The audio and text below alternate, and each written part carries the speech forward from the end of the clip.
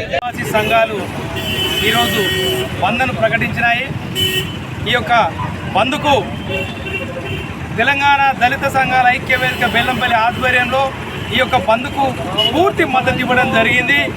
గత నెలలో నీలాబాయ్ అనే అమ్మాయి జైనూర్ అమ్మాయి మీద అత్యాచారం జరిగితే ఇప్పటికీ కూడా ఆ యొక్క అత్యాచారం నిందితునిపై శిక్ష తీసుకోలేదు, కఠిన చర్యలు తీసుకోలేదు.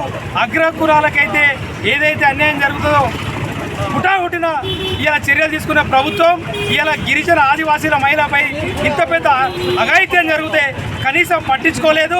ఇలా ఏదైతే ఈ అఘాయిత్యానికి పాల్పడ్డ వ్యక్తి పైన చట్టరీత్యా చర్యలు తీసుకొని అతనికి మరణశిక్ష విధించాలని చెప్పేసి మేము తెలంగాణ దళిత సంఘాల ఐక్యవేదిక తరఫున డిమాండ్ చేస్తూ ఉన్నాం. ఏదైతే ఎక్కడ చూసినా కూడా గిరిజన ఆదివాసీలు దళితులపైన దాడులు ఎక్కువ జరుగుతూ ఉన్నాయి.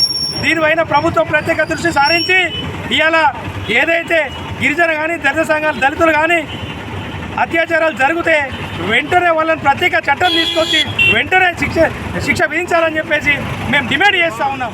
జై భీమ్.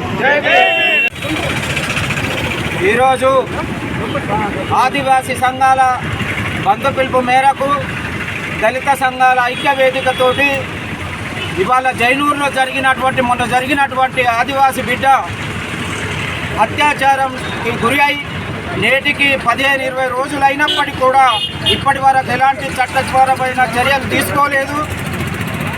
ఇంతకుముందు గతంలో జరిగినటువంటి అనేక అత్యాచారాలపై రాష్ట్ర ప్రభుత్వం కానీ కేంద్ర ప్రభుత్వం కానీ అగ్రకులాల అమ్మాయిల మీద అత్యాచారం జరిగితే వెంటనే ఎన్కౌంటర్లు చేసి చంపిన సందర్భాలు ఉన్నాయి.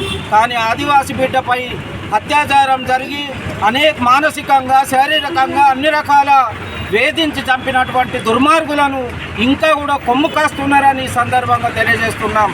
ఇక ముందు భవిష్యత్తులోనైనా ఆదివాసీ బిడ్డలపై కానీ దళిత బహుజనుల బిడ్డలపై కానీ ఇలాంటివి జరిగితే మాత్రం బేషరతుగా రాష్ట్ర ప్రభుత్వం కఠిన చర్యలు తీసుకోవాలని సందర్భంగా తెలియజేస్తున్నాం.